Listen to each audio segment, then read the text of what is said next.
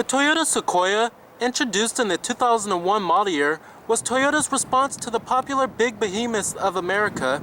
GM's and Ford's full-size SUVs were part of the ever-rising popularity of SUVs in the 90s, and just like the American full-size SUVs, the Sequoia is based off of their own full-size pickup truck, the Toyota Tundra. Hello, I'm Cameron Birch, and this is Cameron's Car Reviews, and let's go ahead and take a closer look at this 2001 Toyota Sequoia Limited. Now, Toyota had the full-size Land Cruiser to sort of compete with the full-size body-on-frame SUVs like the Ford Expedition and Chevrolet Tahoe and GMC Yukon. However, with the Land Cruiser came a pretty hefty price tag, and it wasn't really affordable to many Americans. However, when the Sequoia was introduced, it was much more affordable. And as far as styling goes on the vehicle, I think it has really good, clean, rugged exterior looks. I love this generation Sequoia. I think I like it a lot better than the second generation. It also lasted from 2001 to 2007, and it has aged pretty well, I have to say. Now, ours is also the top of the line limited trim. You'll find many luxury goodies when we get on the inside of the vehicle. And also, one thing to note about this generation Sequoia is that it does have pretty good ground clearance, I have to say. It is a black exterior color.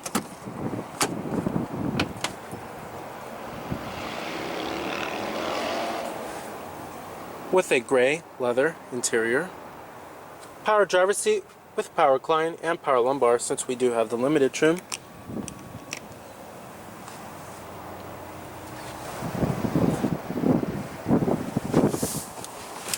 Now, the step-in height for the Sequoia is fairly high, but that's to be expected when you buy a full-size body-on-frame SUV. But at least we do have running boards. They do help quite a lot. And then when you step on inside of here, you're greeted with a very spacious, roomy cabin that doesn't feel confining at all. Lots of headroom inside of this vehicle too.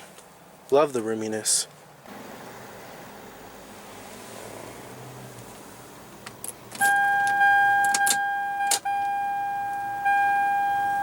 Has about 184,000 miles. And what you're hearing there is a 4.7 liter V8. Now, you do have a full leather wrapped steering wheel. Coming to your transmission, you have a column mounted 4-speed automatic with lower gear selection and an overdrive mode too. And I'm gonna go ahead and turn on the lights. You also do have fog lights and the hazards too. Driver's window and front passenger window are fully automatic. And I'm gonna go ahead and pop up the hood and check out the engine bay.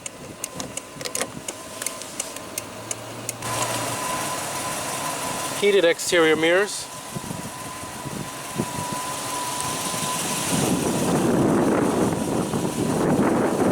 You also do have 16-inch alloy wheels.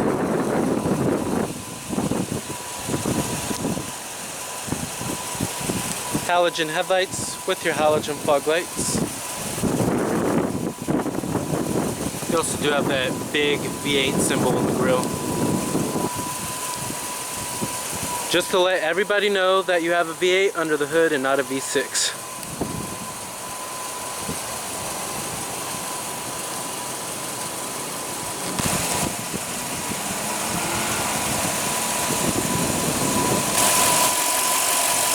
Alright, under this big mammoth we have a 4.7 liter V8 producing 240 horsepower at 4,800 RPM and 315 pound-feet of torque at 3,400 RPM. It is rear-wheel drive with four-wheel drive being optional, and it does produce EPA estimates of 12 in the city and 16 on the highway, running on regular unleaded fuel. Now, something interesting to note about this powertrain back in 2001 is that it actually put out 40% fewer NMOG pollutants than the Expedition. It also met ULEV standards too. But we'll see what this baby could do when we hit the road later in the video. Now, competitors of the Sequoia, of course, you have the vehicles in the full-size SUV class, This included the likes of the Ford Expedition, GMC Yukon, as well as the Chevrolet Tahoe. Now you do have a roof rack on the top too.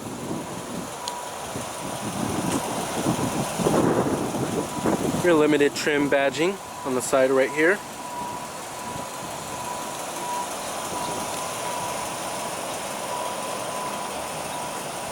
Back in 2001, this was actually a pretty stylish rear end, I have to say. You also do have a rear window wiper with a rear window defroster, LED third brake light, and a rear spoiler at the top.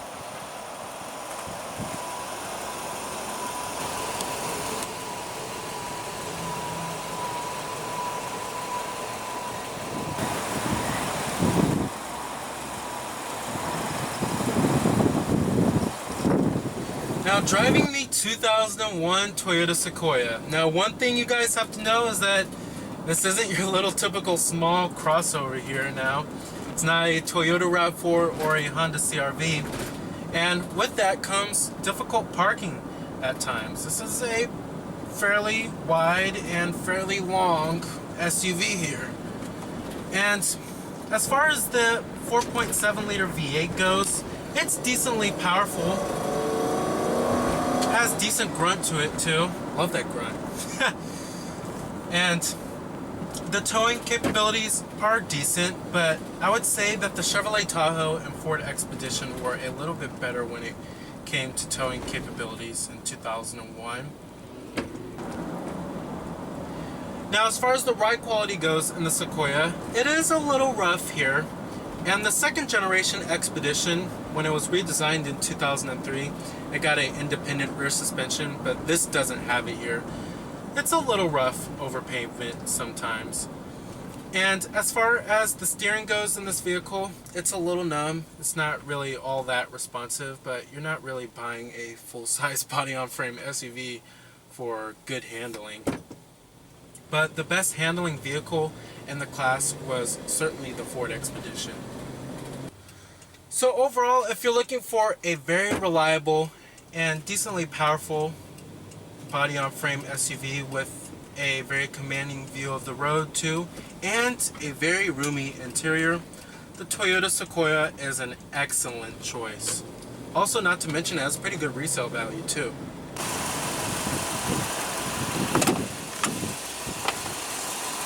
Full power accessories, power windows, power door locks.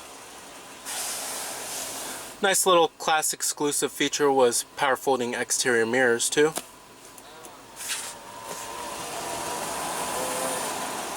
Pretty surprised they had that for the Sequoia back in 01. Alright, and let's go ahead and see how that V8 powertrain sounds.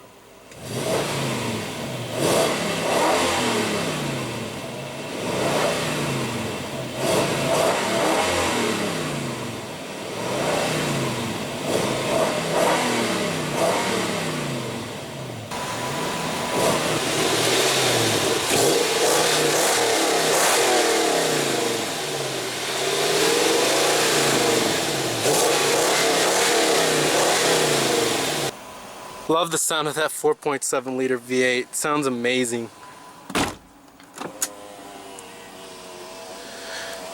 Now, one thing that competitors just could not match with the Sequoia was good build quality and materials. Now you have a nice soft touch upper door panel, mid door panel, and the armrest is decently padded.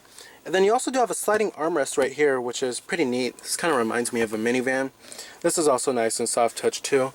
Up here on the dashboard is hard touch plastic, but the graining is okay on the plastics. And then the build quality, you won't find many panel gaps inside of this interior, especially compared to the Chevrolet Tahoe and the GMC Yukon that had pretty spotty build quality. But this is much better in terms of build quality. So overall, build quality and materials were certainly class leading back in 01. Now coming to your steering wheel design, this is a pretty basic looking steering wheel, but this is 2001. What do you expect? Now you do have cruise control button. Now overall, coming to the steering wheel design, this is a pretty basic looking steering wheel, but this is 2001. What do you expect? But you do have your cruise control right here, which Toyota is still using this same exact cruise control stock nowadays. Then you also do have a manually tilting steering wheel. And then right here you have your power rear glass. Has seen better days, of course. And then you also do have your intermittent windshield wipers. Now coming to the gauges, I love the gauges on the Sequoia. I think they have a pretty unique look to them, and I love the font. It's very big and bold and clear and easy to read. Now coming to your climate controls, very simple and easy to operate. And we do have automatic climate control since we do have the limited trim. You have your temperatures right here, and then your fan speeds, and then your recycling mode, and then your defrosters. You also do have a digital clock down there, and then your traction control off buttons right there. 12-volt power outlet, little coin box, cup holders, and then a bunch of storage compartments. Then your heated seats, since we do have the limited trim.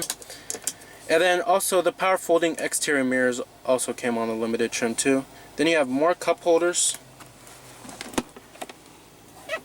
Then you have a pretty small center console. Now coming to your stereo system, very easy to figure out, very big knobs and buttons here. And since we do have the limited trim, we also do have a JBL audio sound system, and it has decent sound quality. And we also do have a 6-disc CD changer. Now here's your presets, and then here's your cassette deck right here. AM, FM, your tape, and then your disc button, then your seek and track button, your volume knob, and then your tune knob. But overall, very simple and easy to operate. Now you do have your manually dimming rear view mirror. Then you also do have your garage home link as well. Sunglass container. Then your sunroof. Now as far as seating comfort goes, the seats are very comfortable, nice and plush, have a Lexus-like level of quality to them. And thigh support is also excellent too. I would certainly take this vehicle on a long road trip. Visibility is also excellent, lots of side glass area.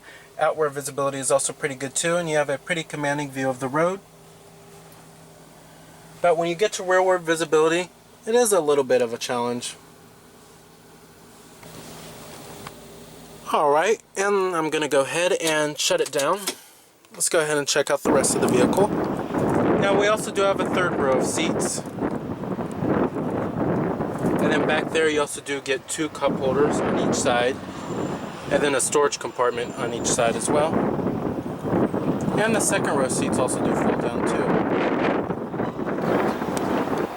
Now build quality and materials in the rear do follow through. Nice soft touch on the mid door panel, upper door panel, and armrest is also decently padded. That's how you fold down the second row seats. Easy as that. Now sitting back here, it's really nice and roomy. It's very spacious. Headroom is also pretty good too back here. You also do have 2 cup holders and then automatic climate control for the rear.